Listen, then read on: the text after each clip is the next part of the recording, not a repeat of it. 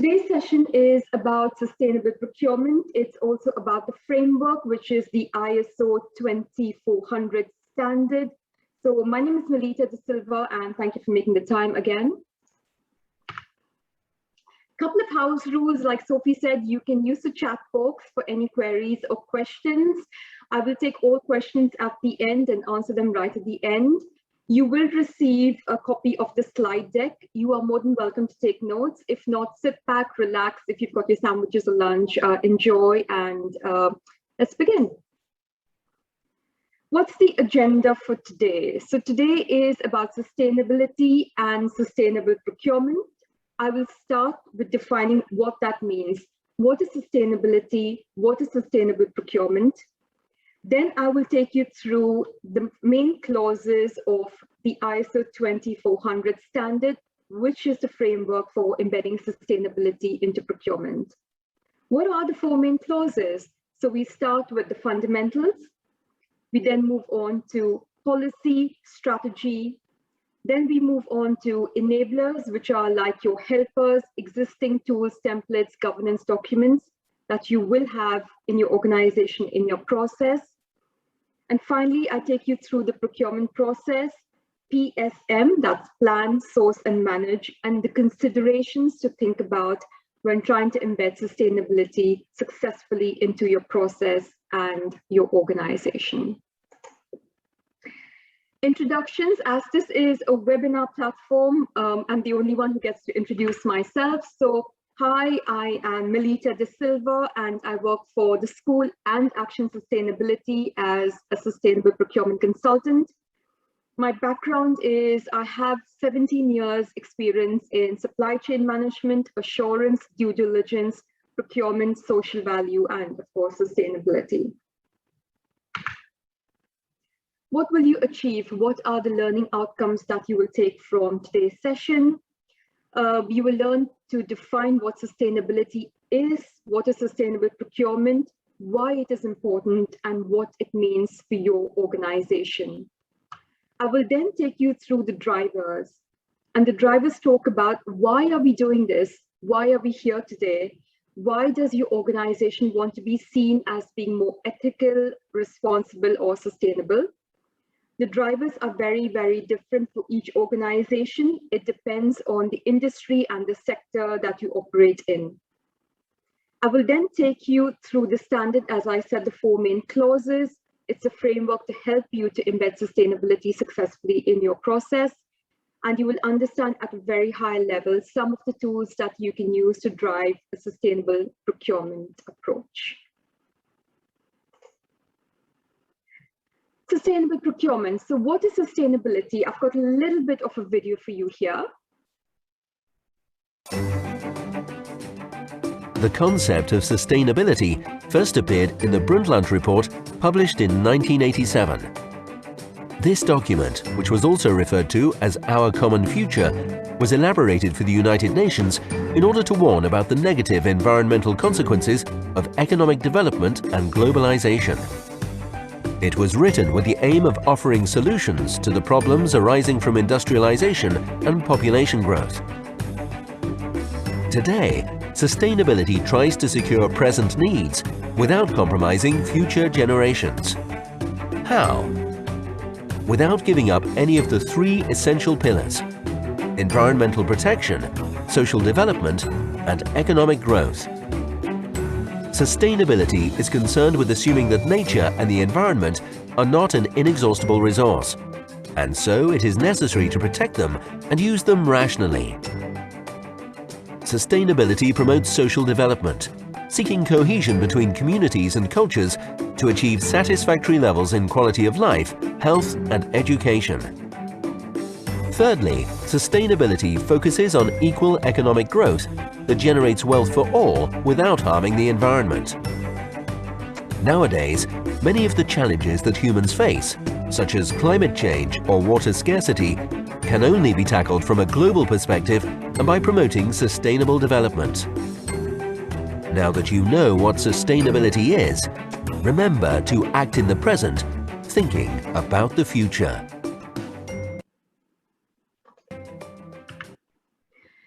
like they said in the video, sustainability is about the 3 pillars or the triple bottom line.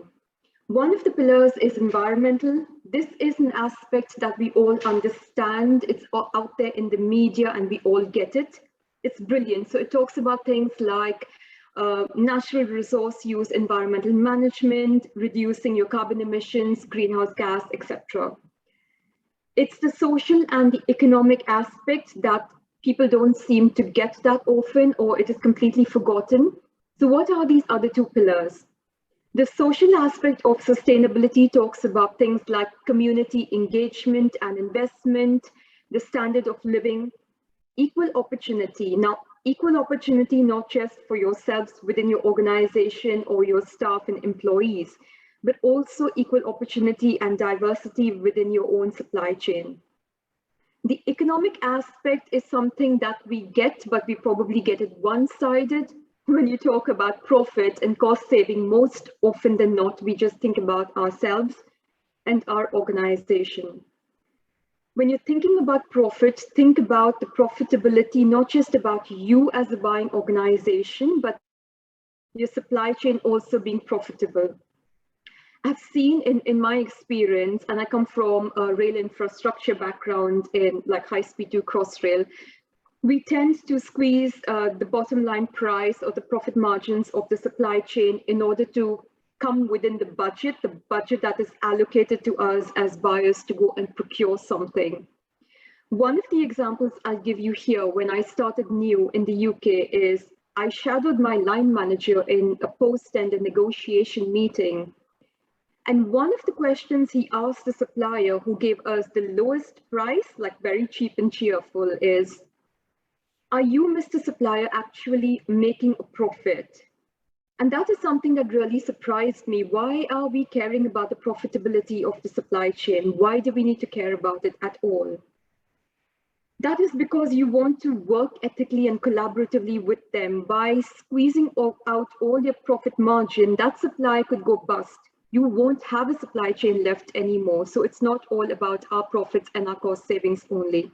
Something to keep in mind. Why triple bottom line? The triple bottom line together forms sustainability. If you just think of one of the pillars, very quickly your sustainability decisions can become unsustainable if you're thinking only about the environment, but you're having adverse effects on the social and economic.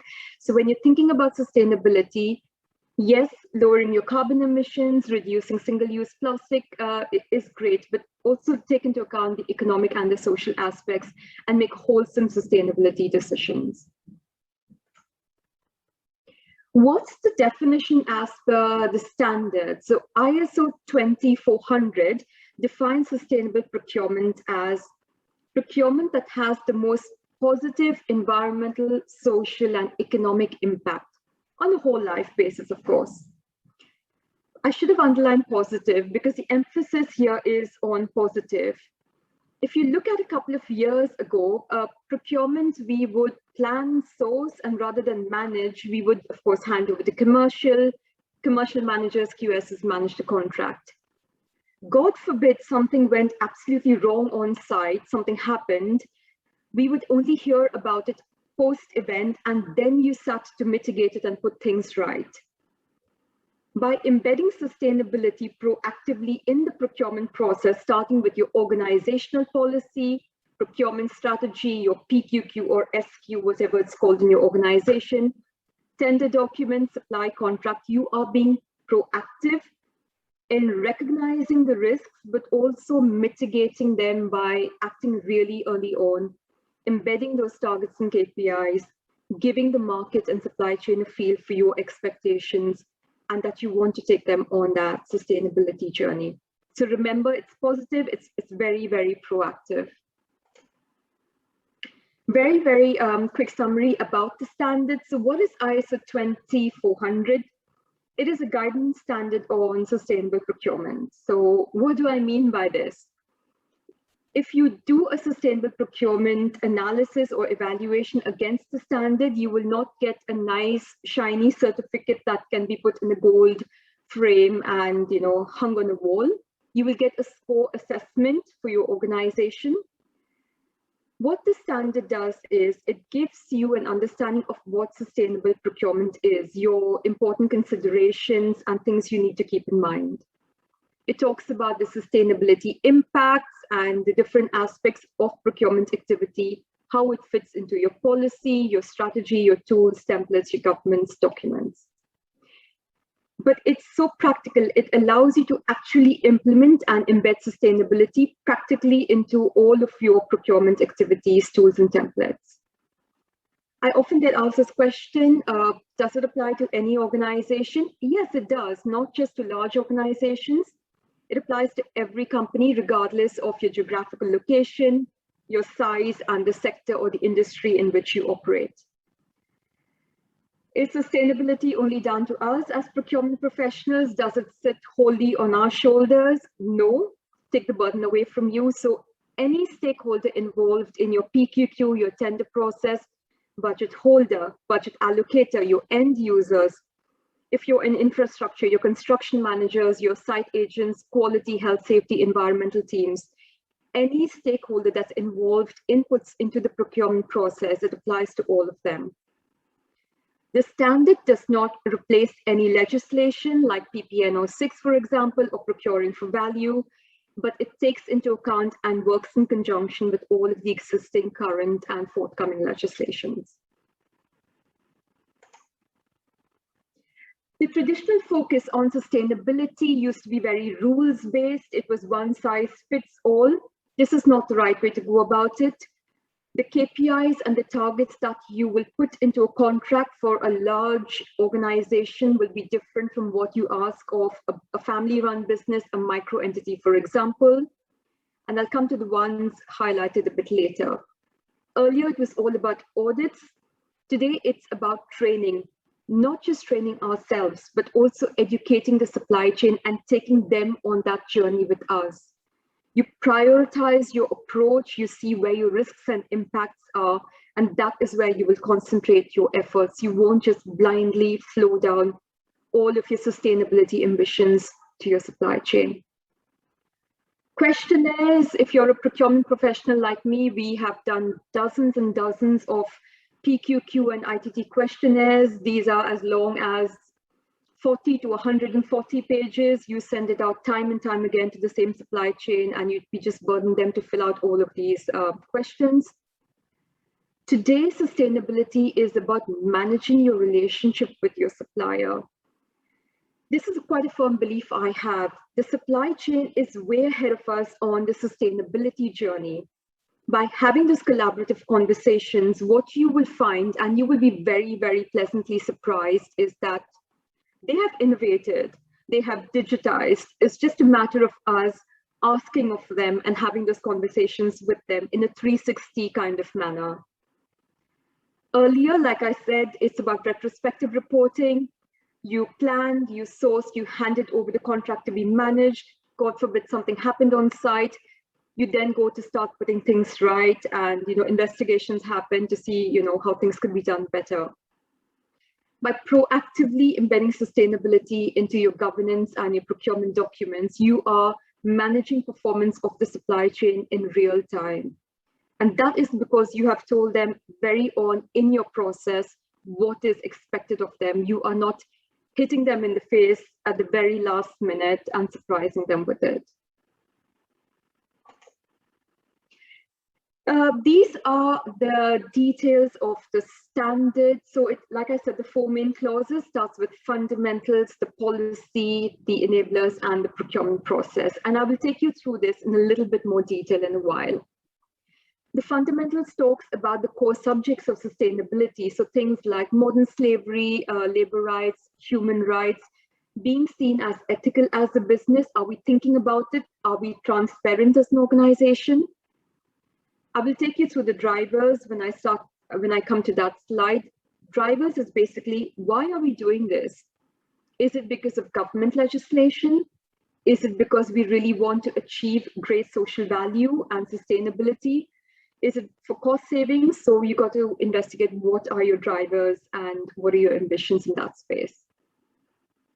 Policy and strategy, this is your corporate policy. What does your organization set aside as its goals or its targets or ambitions, maybe for the year 2025, maybe net zero carbon, or to increase biodiversity, for example. It's about that leadership piece and not just signing up a policy and framing it on the wall. The enablers is what I call, these are your little helpers that will help you in the procurement process. These will allow you to embed sustainability into the procurement. So it's your governance documents, it's your people or your staff within your procurement team, all of the stakeholders that feed into the procurement, right from early contractor involvement right down to managing the contract. I will explain setting priorities, but some of you might be doing something called a heat mapping to check where your risks and opportunities lie. Measuring and improving your supply chain performance, and grievance mechanism, which is basically a whistleblowing policy. Then last but not least, but the most important, is your actual procurement process. And it's not rocket science, because if you want to embed sustainability into your supply chain and your contracts and measure social value, it's your PSM, your planning, sourcing, and managing those documents and those templates into which you need to add your tender questions, your PQQ questions, and your measuring and monitoring during the duration of that contract. And I've got another little video for you. Hopefully that works. Keeping the world livable for the generations to come. This is where procurement plays an essential role. ISO 2400 is the right way to do it. These international guidelines give organizations sustainable procurement policies, structure and insight. After the corporate sustainability policy has been established, it will be incorporated into procurement policy and strategy. Procurement will consider stakeholder needs, risks and priorities. It will factor in measurement of impact and achievement and will consider staff training requirements. These preconditions help purchasers, contract managers and budgetary controllers embed sustainability in the procurement process. Think of the inclusion of social and environmental criteria, the choice for sustainable and innovative suppliers, the striving for circular procurement and the agreement on codes of conduct. All these sustainability actions are continuously being monitored and improved. The results are then fed back to management and other stakeholders. The ISO 2400 guideline will support you and your organization when taking the steps required to keep procuring and doing business in a future-proof way. So as I said on the video, it's starting with your organizational policy that then feeds into your procurement policy and strategy. Now, why is this important? And this is important because it starts with what your organization defines as important risks and opportunities that it wants to address, maybe within the next financial year, within the next 2 or 3 years, or as a 5-year goal. This could range anywhere from eliminating modern slavery in the supply chain, or eliminating the use of single-use plastics, bringing down your greenhouse gas and carbon emissions, investing in local talent, whether it is doing things like STEM activities or employing more apprenticeships. Why does that need to feed into your procurement policy? If your procurement policy does not feed off your organizational policy, what happens is you see a kind of a divorce, a kind of a misalignment between what procurement are trying to achieve, because then you're not in line with what your organizational message is. As an example, I have seen organizational policies that say we want to be seen as ethical, and we will check all the policies, we will conduct supply chain audits to ensure they've got the right policies in place, they are on the sustainability journey, and procurement policies that say, but not literally, that we are going to cut down the rainforest and eat into all the profit margins of the supplier because I need to buy what I want to buy because it was urgent and it was required yesterday. Now that's a complete misalignment. Know what your organizational goals and objectives are. Make sure the procurement policy is fed into from the organizational policy, so you're totally aligned. And by embedding that into your procurement policy, you are giving that same message out to the supply chain. And then by achieving sustainability, at procurement and supply chain management level, you are then meeting the targets and objectives of your parent company, your organization, your parent client, for example. The fundamentals, which is one of the clauses within the standard, these are some of the things to consider. So managing the risk, it starts before you manage your risk, you need to identify and prioritize the risks that are brought on by the supply chain. And what do I mean by this? You got to realize that you're only as strong as your weakest link. You need to know who your supply partners are, who your supply chain are, and the tiers below that. A supply chain is never been, I think it's definitely not linear. It's a network, it's a very complex ecosystem of tier 2s, tier 3s, tier 4s. These could be a global supply chain where your components are coming from overseas as well. Not knowing and not having visibility of who sits beyond your tier 1 suppliers is very risky. So in your PQQ, your early contractor involvement stage, even in your tender, ask the question, who are you subletting these works to? Who is your sub-supplier? Know your supply chain. Know what risks are brought on by the category that you're procuring, but also within a category by a certain supplier that you may award to. Identify those, prioritize. If it's a very big risk and it's going to happen tomorrow, it's going to be disastrous. That's what you need to concentrate your efforts on. The due diligence piece, yes, it is a way to address your impacts, but it's about recognizing by the nature of the procurement activity that we are having negative impacts on that triple bottom line. So people, planet, and profit. First of all, acknowledging that, and then acknowledging that, yes, procurement can do something about it by being proactive, asking the supply chain about what are the risks, and then finding ways to mitigate it. So addressing those impacts by recognizing that we are having those negative impacts to start with. Why do you need to prioritize? And that is because at any given point of time, we've got X number of frameworks. On each framework sits about 5 or 6 suppliers. Even if you don't have a framework type setup, there are so many works packages that we procure, be it a service level agreement, whether it's an NEC contract or a purchase order. Do we need to manage all of our contracts? Do I need to speak to my stationery supplier every month and check what the risks are? No. High value, high spend. Once you've identified your risks, maybe do a spend analysis, your top 20 spend, and that's where you will focus your efforts. You will not have the time as procurement professionals. We definitely don't have the time and the resource to manage 600 suppliers sat within our supply chain. You're going to waste your time doing that. So prioritize where and who you need to manage and do that really carefully. What do I mean by avoid complicity? If you're aware that something is going wrong within your supply chain and you are hand in hand in that, or you keep quiet about it, you are part of that problem. When things come to light and you had kept quiet about it, or you did not raise an issue about it, you will be part of that investigation. You will be in the wrong. So if you know of something that's going wrong in your supply chain or something unethical, you have to raise a concern either to your line manager, head of department, etc. There are formal ways, different ways within each organization. It's almost like a whistleblowing internally. We are in a position of power, aren't we, as procurement and commercial professionals, to influence our supply chain. At any given point of time in our day, week, and month, we are speaking to the suppliers, we are letting out a tender, we are awarding a contract, we are pre-qualifying a tender list.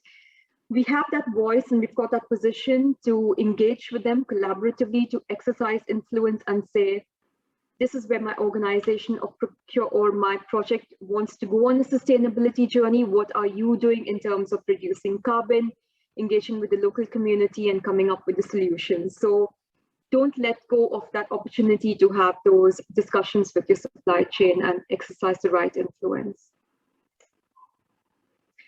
Drivers is very, very important. You've got different drivers. Every organization has got a very, very different reason for why they want to be sustainable and what's driving their sustainable procurement strategy. Customer, most often than not, our customers expect us to be sustainable. You can see this most often in the fashion industry, but also food and beverage, definitely in construction as well. It could bring a reputational risk to you if you're acting unethically. Competitive advantage. And someone brought this up on another workshop I was doing, and they were like, yes, of course we want to win more work. And how will we win more work? By being more sustainable as an organization. When you're viewed as being more ethical, that's when you've got that competitive edge over your peers in the market.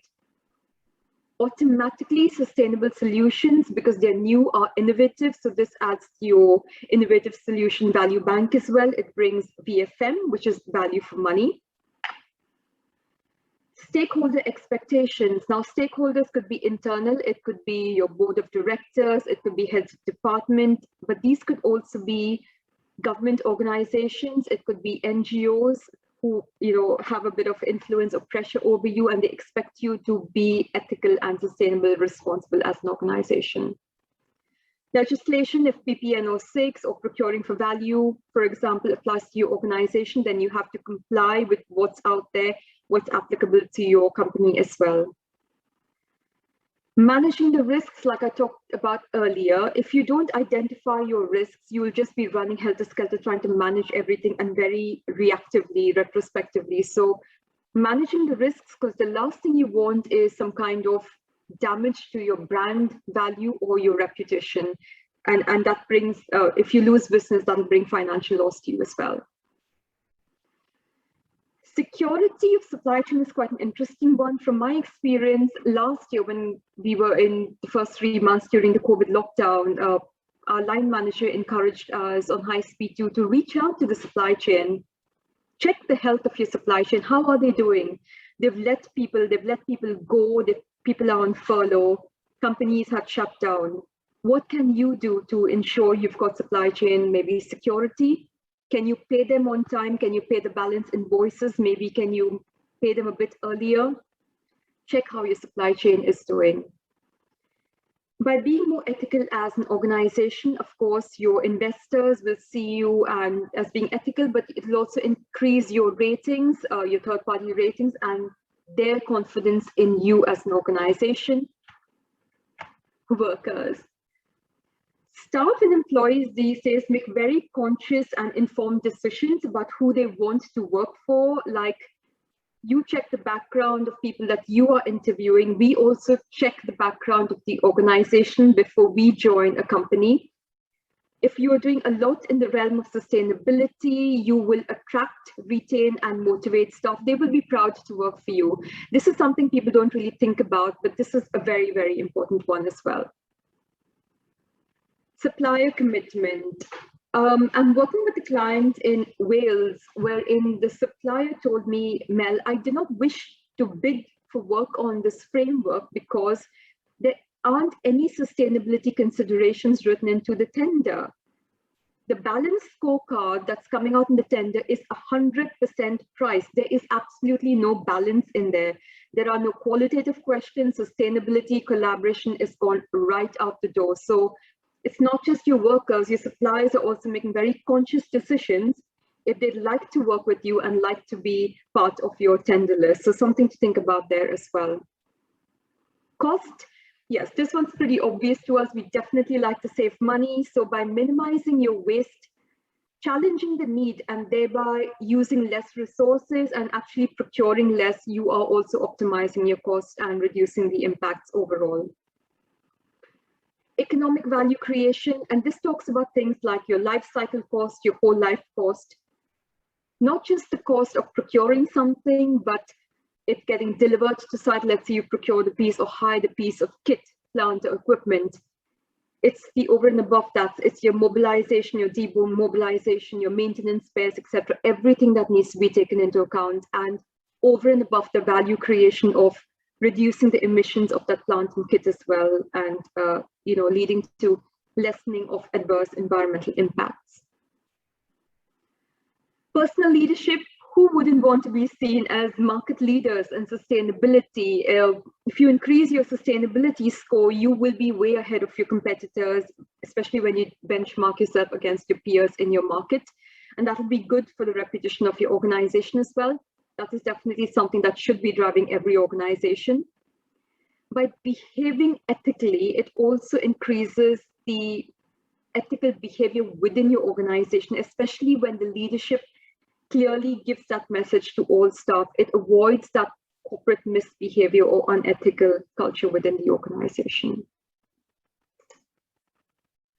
The risks and opportunities are feeds in from the drivers and the considerations. Like I said, it can attract more customers if you're seen as ethical or sustainable. It gives you that competitive advantage. You can ask for definitely for more innovative solutions. You are identifying thereby managing your risks, and also you are ensuring supply chain security for yourself and your suppliers as well. Worker productivity, you attract and retain more staff. Suppliers are happy to work with you as well. Coming down on the screen, being sustainable can help you be seen as market leaders. Your organization can also be seen as definitely more ethical. Investors gain more confidence in you. They're happy with you. Your ratings and scorings with rating agencies increase as well. You definitely want to operate in line with public policies and licenses that are applicable to your industry, sector, and organization. You don't want to be in breach of that. So think about these things when you're making your decision to go on that sustainability journey.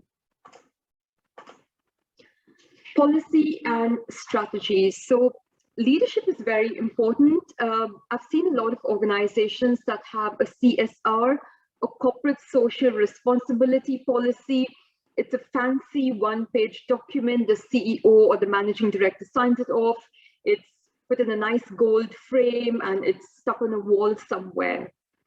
And that's where the leadership basically stops. It doesn't feed down the chain into procurement and day-to-day life on the ground. My take on leadership is that it should be VFL, visible, felt leadership. If you are serious about being sustainable as an organization, it goes beyond a signature on a one-page policy nicely framed on the wall. In every roadshow or your organization's annual meetings, etc., that message needs to come in those conferences from the leaders, your MD, CEO, etc. When it comes from them, that is when you as a staff or employee understand that this is the goal of my organization. This is what we're working towards. This is what we got to look forward to and embed within procurement. If they don't give the message, if you don't have the support right from the top, you do not expect the people on the ground to automatically think in that sustainable fashion. Once that policy is signed off and they're giving that actual message, it's about allocating who's accountable for it, who's responsible for it. You've got heads of procurement department, heads of supply chain management, commercial, who will be held accountable.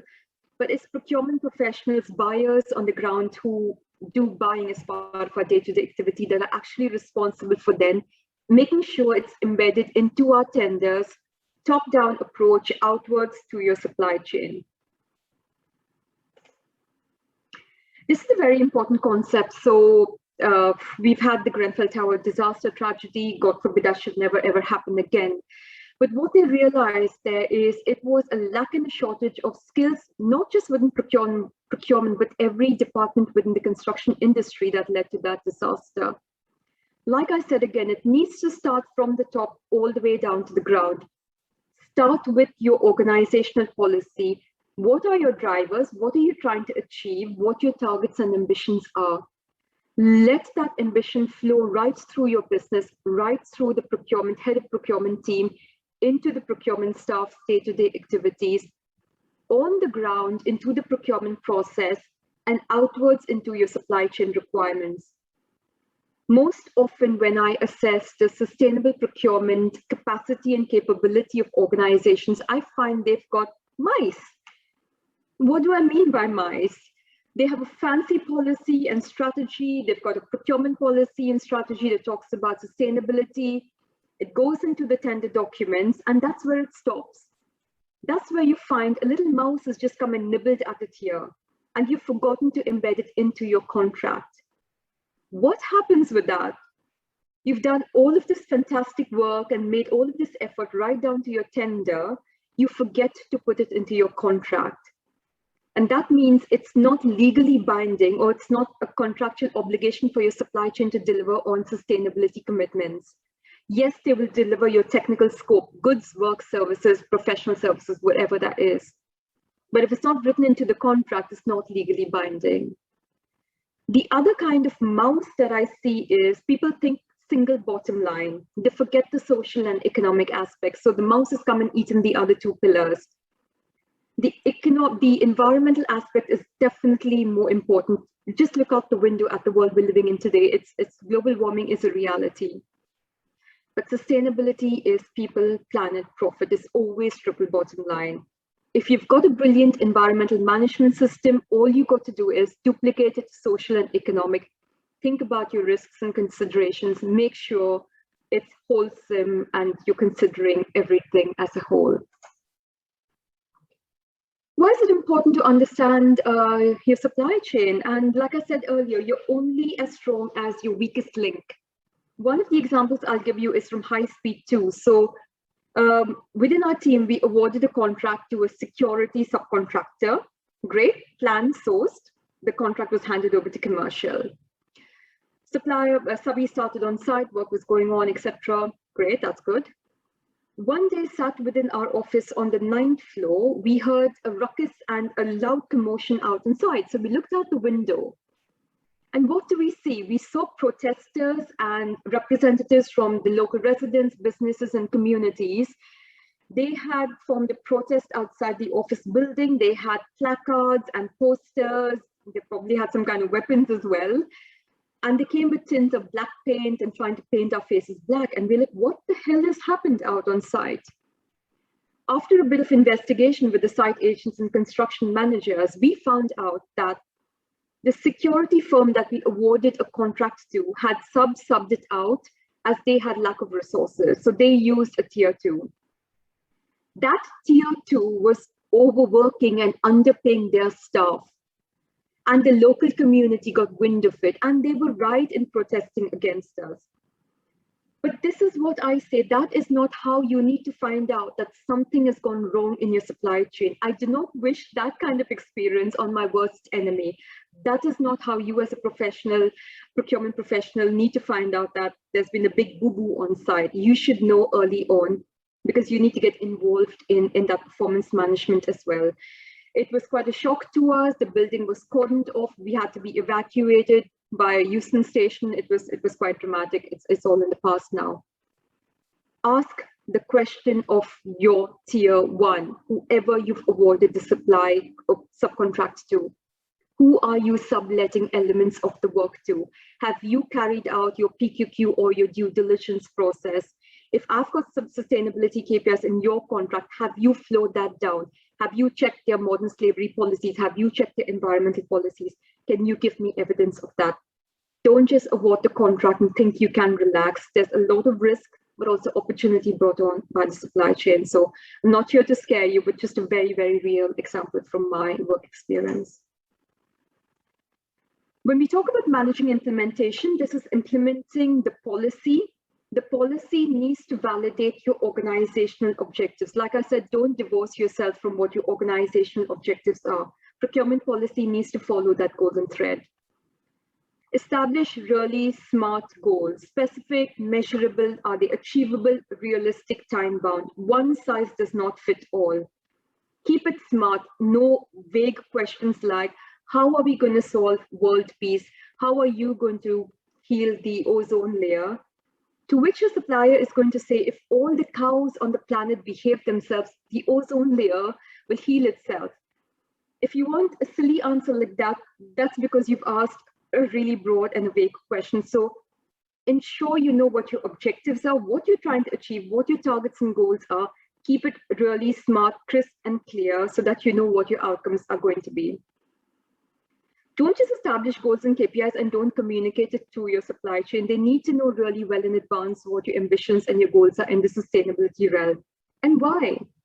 Because they've already got the solutions. They are already in line with what's happening out there with legislation and in the market. They will come to the table if you talk to them collaboratively with very, very brilliant solutions. Have those conversations really early on. Leadership needs to endorse, like I said, yes, sign off the policy, endorse it, but also sponsor. Give us that visible felt leadership. Give us that message to staff. Put it on your intranet, on communication going out to your stakeholders and your supply chain as well.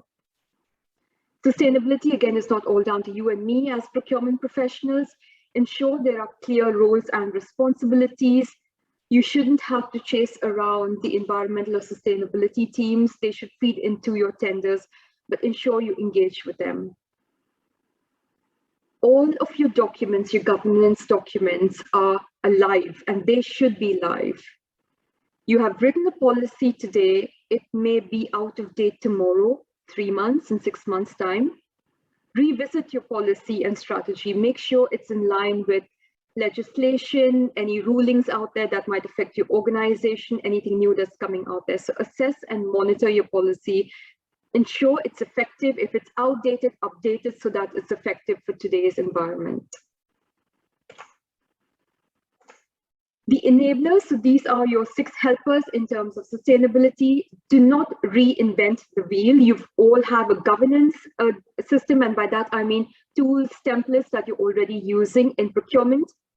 Within your PQQ, within your ITT, that is where you build in your sustainability questions. Don't go to form new Excel sheets and new Word documents. Use your existing process so that you're not burdening yourself when the bid responses come back. You're not putting extra paperwork on the supply chain in the bid process as well. People, it's about training your staff, whether you do formal SIPS training, they've also got ethical sourcing, responsible sourcing in their modules as well, whether it's workshops like these, lunch and learn webinars, whether you allow your people to shadow seniors so that they learn from them. The other really important thing with people is include sustainability as part of their job descriptions, and that is how you make it as business as usual. But then again, don't just slap them in the face and say, this is now part of your remit. What are you doing about it? Give them the guidance, the support, and the training so that they can get on with sustainability as part of their day job. Measurement, what gets measured gets done. So if you're not managing and measuring your supply chain performance, they are not going to automatically deliver on what you're asking of them. Prioritize. Think about where you want to focus your efforts. If you want to reduce single-use plastics, you want to engage more with the local community. If you've got a very high spend in one category, that is where you will prioritize your efforts. You cannot chase and manage every supplier within every category that you are buying. Engage, engage, engage, and this is all about communication. You cannot do sustainability in isolation. Think about your internal stakeholders, everyone who feeds into your process, gets senior leadership buy-in. Definitely engage with your supply chain as well. A grievance mechanism is basically a whistleblowing policy. Ensure that the supply chain have the visibility either to a phone number or an email address wherein they can communicate with you anonymously in case they're aware of anything unethical that's happened in the tender process. This is really good practice. Most organizations do have a grievance mechanism or whistleblowing policy. All you got to do is signpost the supply chain to it within your tender process. The procurement process is plan, source, and manage. When you define the need, most often than not, we get requisitions that say, I need this, I need it now, I actually needed it yesterday. Challenge the need. Ensure the need also incorporates sustainability criteria within it, whether it's eco-labels, it's sustainability standards like BES 6001. Think about the risks and impacts of the category that you're buying. What are the risks that's bringing on? Who are the suppliers sitting on my tender list already? Do I need to ask them for any extra credential, capacity checks, etc.? Scan the market for what's new in terms of sustainability solutions, innovative solutions out there. And all of that will help you to form your decision or your strategy when you're going out to tender.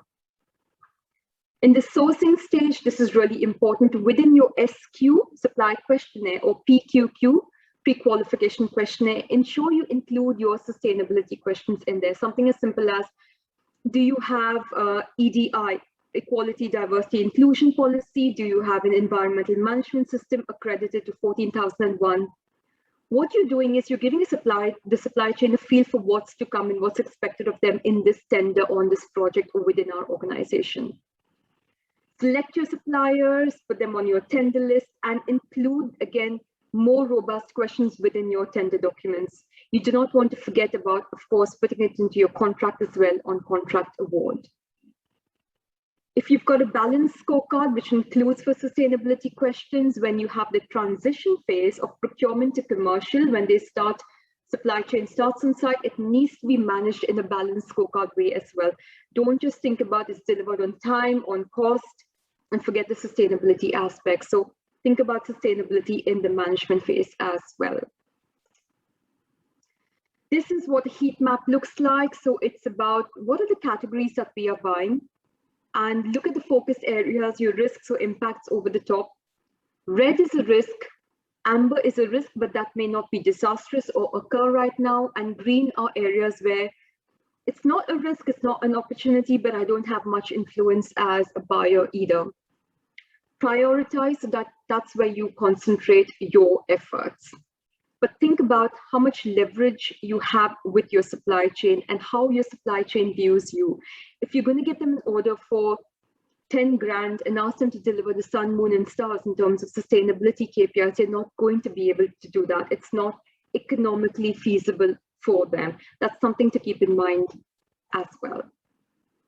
When planning your procurement, probe the need. Do we really need to buy this? And am I getting repetitive requests, emails, requisitions? Can we consolidate the need and maybe do a bit of consortium procurement, thereby getting better prices?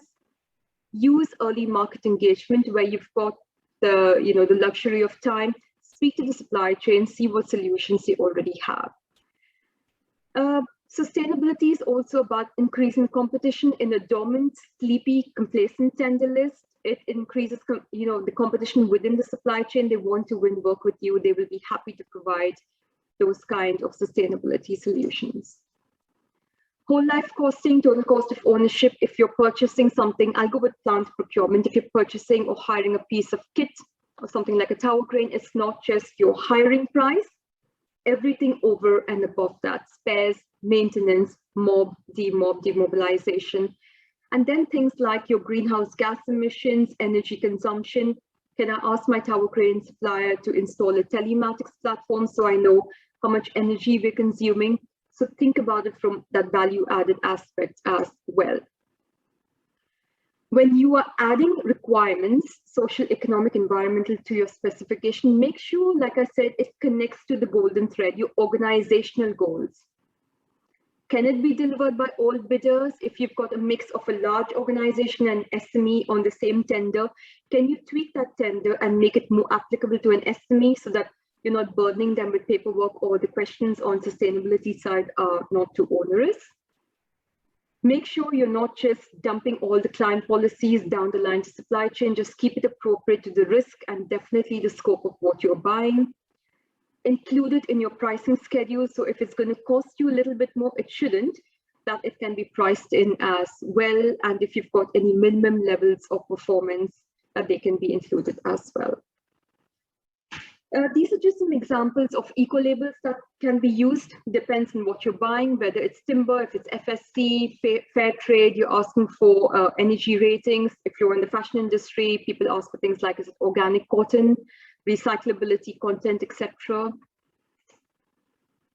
PQQ and ITT. Your PQQ is where you test the track record of supply chain to deliver on sustainability commitments for previous clients. What have they done in the past?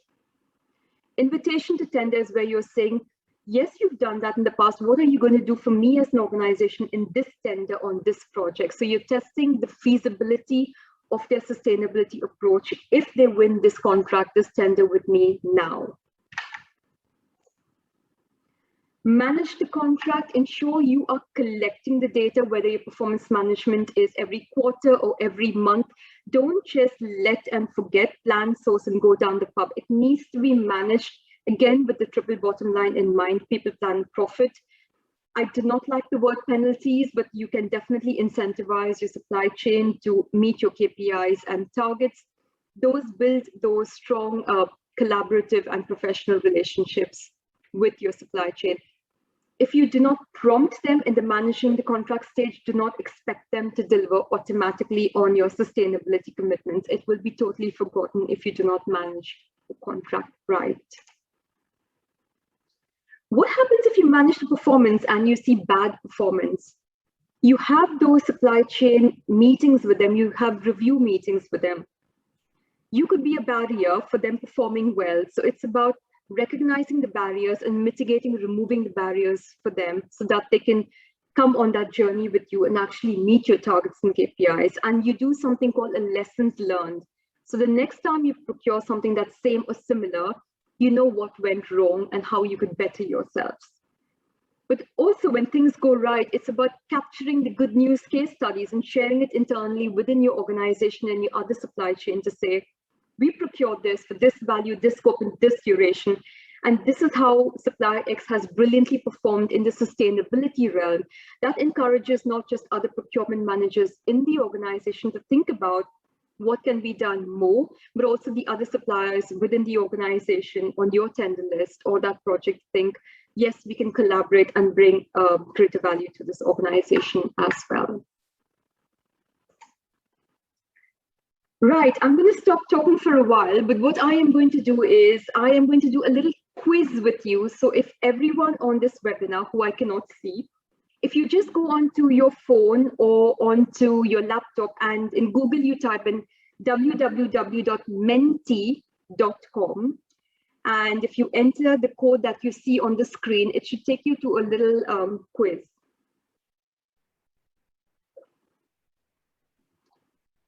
So it's literally www.menti.com and the code is 10289601. And I'm just gonna show the screen as well. Oh, there's a lot of you in there already, right? Okay, so I've got a few exam questions. Hopefully you've learned something while lunching as well. So I am just gonna start my quiz. Answer really fast to get more points. The international standard for sustainable procurement is called, is it 14,001, 9,001, 18,001, or 2,400?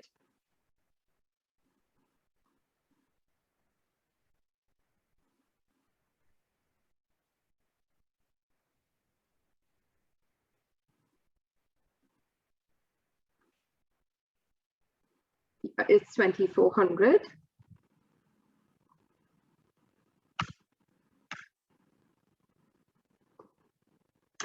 ISO 2,400 as a standard only applies to large organizations. Is this true or false?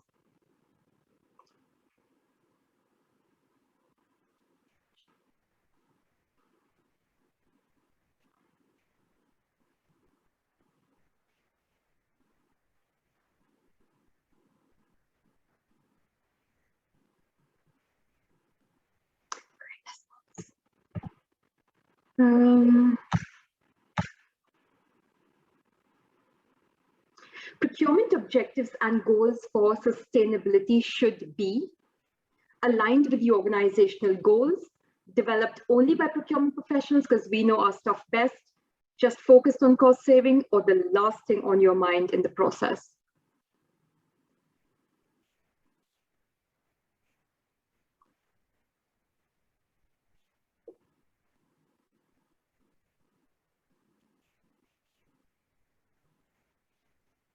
It should be aligned with your organizational goals, top to bottom. Last question. When should you engage the supply chain about sustainability and your goals? Is it before you go to tender, through the tendering process, at the time of signing the contract, or all of these stages?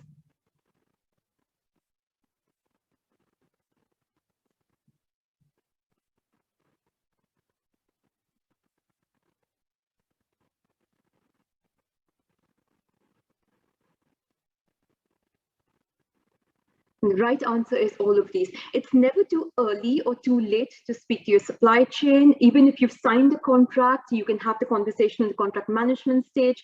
A contract addendum can be done if you realize a bit late what your objectives are. So just keep talking to them. And here's the leaderboard. board. Oh, we've got Beyonce and everything. Right, so well done. All right, I am just gonna stop sharing my screen and I'm open to questions. I can see there's a lot on there already. Wow, my goodness me. Yes, the recording will be available after the session closes. The slides will be shared as well.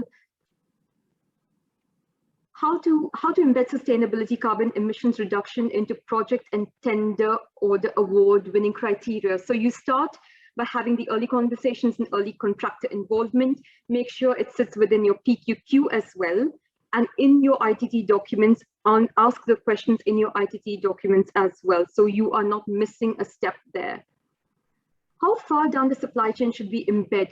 As far down as possible. You embed sustainability criteria into the immediate contract that you're awarding, but you can encourage your tier 1 suppliers to flow down the requirements as well, to audit down the supply chain so that they have transparency of what's going on in their supply chain. Yes, slides will be issued, posters.